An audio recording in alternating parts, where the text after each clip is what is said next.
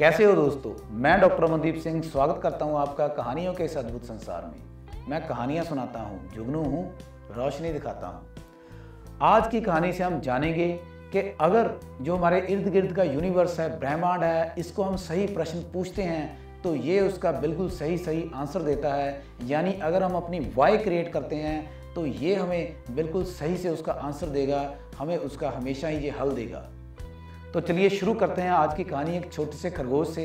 ये खरगोश इतना शरारती है, ये ऐसे ऐसे सवाल अपने माता पिता को, भाई बहनों को, दोस्तों को पूछता है कि कई बार वो बहुत परेशान हो जाते हैं। कभी तो ये अपनी माँ से पूछता है कि आसमान नीला क्यों है, कभी ये पूछता है कि हम इतने छोटे और बाकी जानवर बड़े क्यों हैं, और माँ कई बार वो बातें टाल देती है और उसे भेज देती है कि तुम अपने दादाजी के पास जाओ।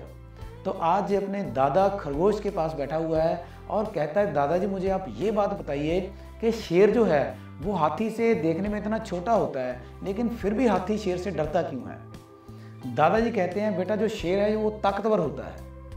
अब ये कहता है कि आपने तो मुझे पहले यही बताया कि जिसके पास जितना बड़ा शरीर है उसके पास उतनी बड़ी ताकत होती है, तो हाथी के पास फिर ताकत क्यों नहीं है, शेर के पास ताकत क्यों है। तो दादाजी कहते हैं, बेटा बात ये है, शेर के पास ताकत हाथी से कम ही होती है, लेकिन उसके पास साहस ज़्यादा होता है। ये फिर सवाल करता है कि वो इतना छोटा सा है, उसके पास साहस ज़्यादा क्यों है, जबकि हाथी इतना बड़ा है, उसके पास साहस ज़्यादा होना चाहिए।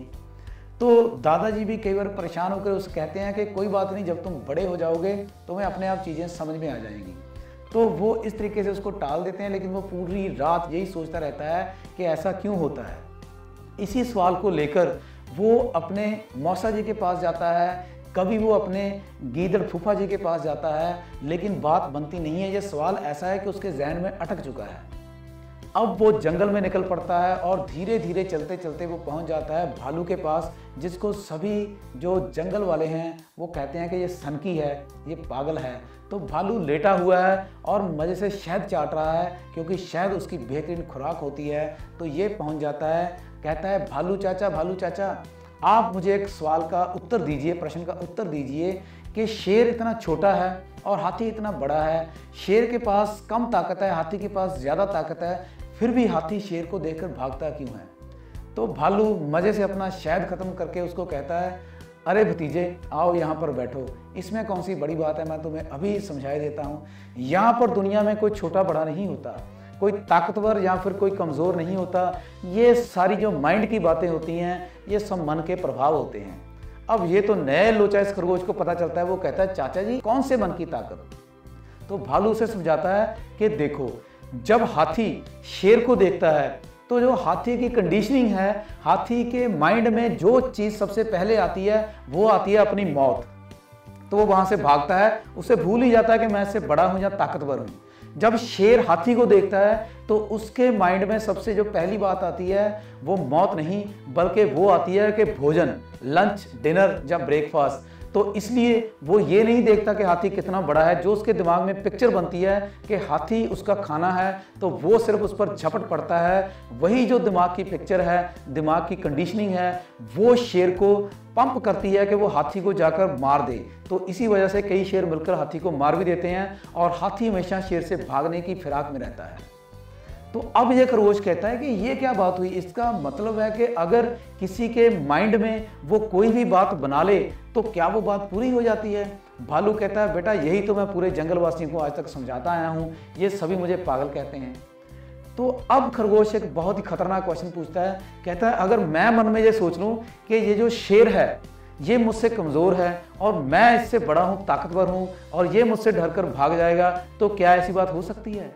अब खरगोश की ये बात सुनकर भालू शांत हो जाता है, भालू चुप हो जाता है, उसकी दांतों तले उंगलियां चली जाती हैं, उसे समझ नहीं आता कि वो क्या कहे। लेकिन उसने जो पहली बात कही होती है उस बात के हिसाब से वो उसे कह देता है कि हाँ बेटा ऐसा हो सकता है। तो अभी भालू अगली बात कहने वाला होता है कि खरगोश वहाँ से भाग जाता है। भालू उसको आवाज़ लगाता है, वो नहीं रुकता है, वो भागता है। उसके मन में आज इतना उत्साह है कि मैं भी यही चाहता था कि शेर से सभी डरते हैं, लेकिन मैं शेर को हरा दूं। आज मुझे ऐसा जो सबक मिल गया है जिससे मैं शेर को हरा सकता हूं। तो वो निरंतर अपने मन में ये सोचने लगता है कि वो शेर को हरा देगा, वो सभी से जब बात करता है सभी उसका मजाक उड़ाते हैं, लेकिन जो खरगोश है वो लगातार यही बात अपने मन में लिए है कि वो शेर को हरा सकता है। तो दोस्तों आप भी सोच रहे होंगे कि ऐसा कैसे हो सकता है, लेकिन ऐसा हुआ।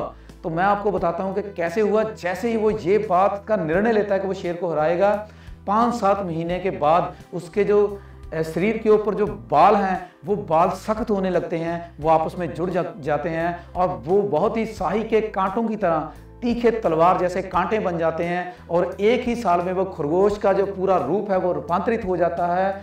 उसके शरीर पर बहुत लंबे लंबे कांटे उगाते हैं, जिन कांटों को जब भी शेर आकर मुंह मारने की कोशिश करता है उसे मुंह की खानी पड़ती है, क्योंकि खरगोश इकट्ठा हो जाता है और कांटे शेर को तंग करते हैं। तो जितनी बार भी शेर उस खरगोश पर हमला करता है, शेर को मुंह की खानी पड़ती है और वो माथे पर अपना हाथ रगड़कर भाग जाता है। इसको देखकर जंगल में ये बात आग की तरह फैल जाती है कि छुटकू खरगोश ने अपने मन की ताकत से उस शेर को पराजित कर दिया। तो देखा दोस्तों आपने, चाहे वो खरगोश छोटा था, चाहे उसकी बात पर लोग हंसते थे कि शेर को कैसे ये पराजित करेगा, लेकिन उसने जब निर्णय किया तो कुदरत ने उसका साथ दिया, नेचर ने उसका साथ दिया और आखिरकार वो शेर से बचने में कामयाब हो गया और शेर को वो हरा भी पाया। तो इसी तरीके से अगर हम अपने जहन में कोई भी बात मन में बैठा लेते हैं, जहन में बैठा लेते हैं और उस पर पक्का निश्चय करते हैं, तो नेचर का ये लॉ है, कुदरत का ये लॉ है कि हमारी बात हमेशा पूरी होती है। तो आइए, कैसी लगी आपको ये कहानी कमेंट करके जरूर बताइएगा। कहानी अच्छी लगी हो तो आप इसे लाइक कर सकते हैं, आपके दोस्तों का जीवन इससे बदले, आप इसको अपने दोस्तों, मित्रों और नियर एंड डियर के साथ शेयर भी कर सकते हैं। अगर आपने मेरा चैनल सब्सक्राइब किया है तो धन्यवाद, अगर अभी तक नहीं किया है तो भी कोई बात नहीं। जब बातें आपके दिल को टच करेंगी तो आप चैनल सब्सक्राइब कर ही लोगे, क्योंकि मैं इस पर ऐसी ही ज्ञानवर्धक, उत्साहपूर्वक और इम्पॉर्टेंट कहानियाँ समय समय पर लेकर आता रहता हूँ। आज के लिए इजाज़त चाहता हूँ। धन्यवाद। जय प्रकृति, जय भारत।